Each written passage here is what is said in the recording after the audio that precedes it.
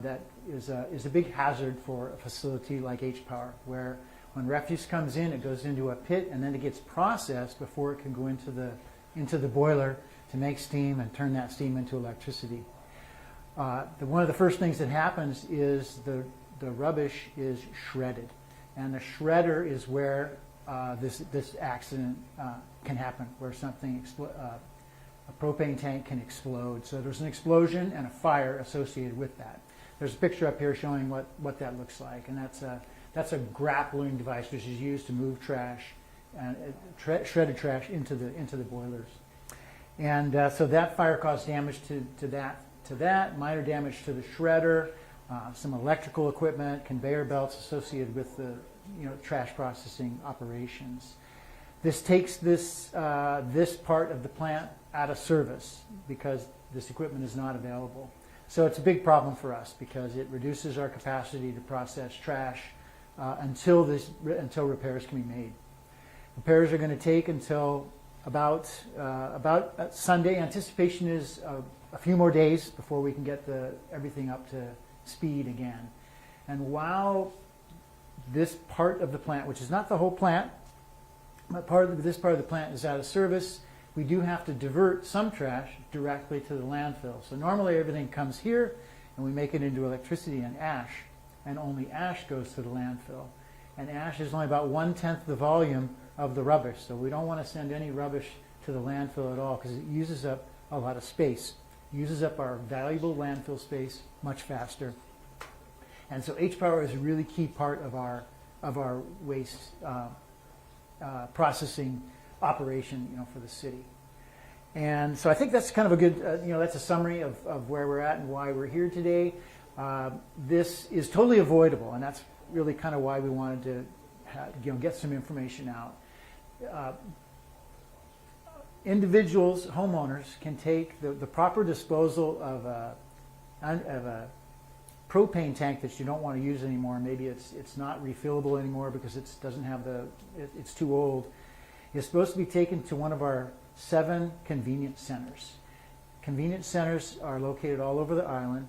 They're open 7 days a week, 7 a.m. to 6 p.m. every day except for Christmas and New Year's. So it is convenient. We call it a super convenient center. We also have 3 transfer stations where you can also take them. And information on all of those is on our webpage, as well as we have cameras there, live streaming cameras that are available from the webpage also, so you can see whether there's a line at any one of the convenience centers. So that's what you're supposed to do with these. That's our main line of defense against this kind of thing happening. We also are checking loads as they're coming in as much as possible. We also have people looking in the pit to try and make sure that things like that are not there. But occasionally we miss things. But source control is the most important thing. They shouldn't be coming here at all, and that's what's really important. We want to emphasize that. So, Roger, this fire yesterday, we were lucky in a sense, yes. Right? Can you talk about what could have happened, or what could happen if something like this happened again? So a couple things. Thanks for the question. So a couple things is there are people that work in these rooms, and an explosion is not a good thing. Very dangerous. So it could have injured somebody. And it could have been somebody in the public, theoretically as well. That was because there are times where people can come here and deposit things. It could be a worker, and the other thing is it could have even more damage than what we sustained. So we do have a fire sprinkler system, put out the fire quick, but that does cause damage to electrical systems, the water. But sometimes it could be worse, and it could get out of control. And so facilities like this have completely burned down, and then that's really bad. The most recent one really was in Miami in 2023. It burned down a facility about twice this size, took out the entire thing, and they're in the process of rebuilding it. And that's a $1.5 billion project to rebuild a facility like that. And this is such a key part of our waste processing operations for the city that that would be a really huge setback for us, and it takes years, obviously, to rebuild if a fire destroyed the facility. So, yeah. There are smaller containers they sell them over the counter, little green camping type stove type of containers. Are those just as dangerous? They are just about as dangerous. The same thing can happen. It's just a little bit smaller, a smaller scale. But a fire can get started. The other thing is batteries, rechargeable batteries, nickel-cadmium batteries, and lithium-ion batteries. Lithium-ion batteries specifically are ones that can cause fires. And I think this year alone we've had more than 40 lithium-ion battery fires at here. Generally, those are smaller, and they spot them in the pit, and they put them out really quickly. But an explosion is different because it takes out equipment, it stops things, in its track. What about aerosol spray type paint cans? Paint cans I don't think are as big a problem. Pete, is a paint can a problem? Aerosol paint can? Paint can's No. okay as long as it's not liquid. If Okay, it's yeah, more it's so solids liquid. than Solids. Yeah. That's what I mean, aerosol spray paint. I mean, if you're a full can, I think Yeah. those are okay, I think. Those are okay. I Okay. think that's Yeah, very small. we take those. Yeah. So you said this one, what caused an explosion? This was a propane tank. So it did cause an explosion? It did cause an explosion, yes. So there was an explosion in the shredder area. so it didn't cause explosion, it actually exploded itself. It's what exploded, Okay, yes. So it didn't Yes. cause explosion. That's right. Do you have a video on that? The explosion? We don't have a video, I don't think. Oh, okay. No. Nobody was injured, of course. Nobody was injured, luckily. That's right. Yeah. So. How much damage did you?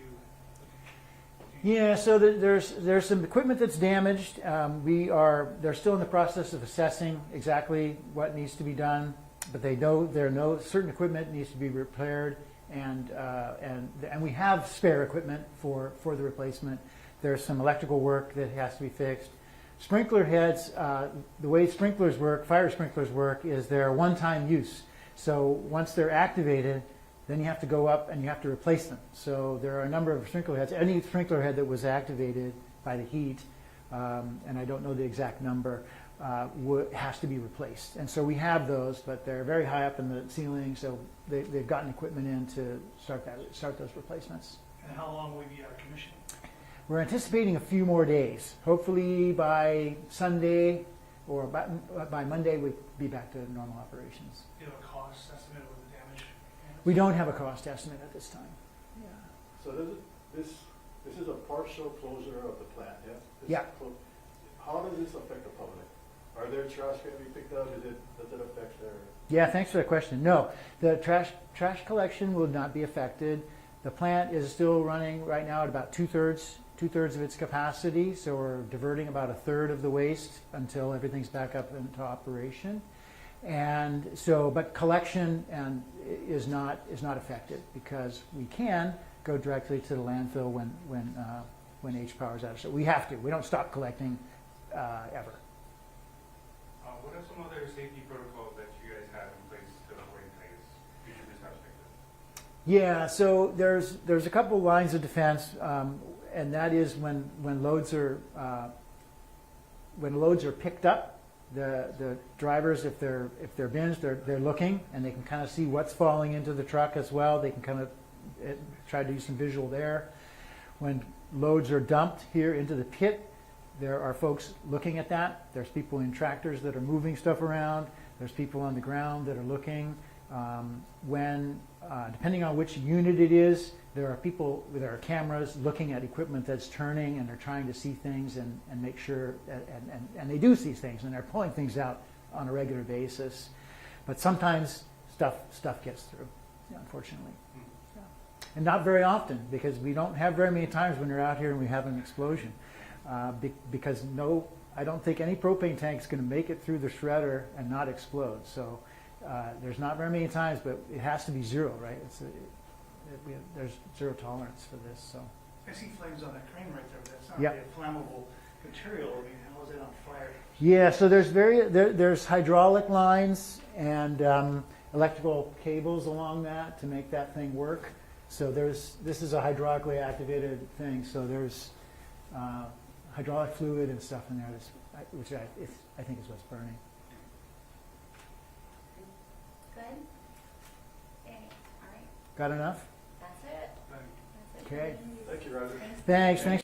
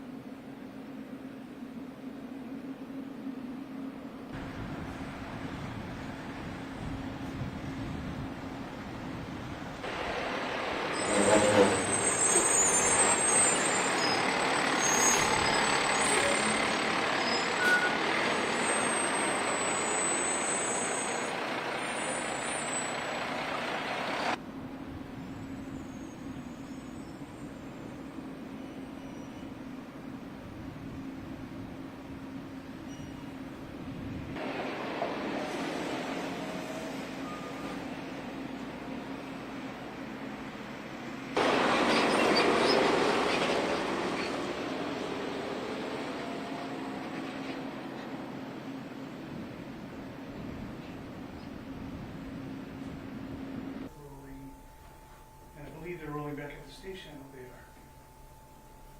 Good to go? Are they? Yeah, I'm gonna send that email. All right, Roger, if you just want to give the media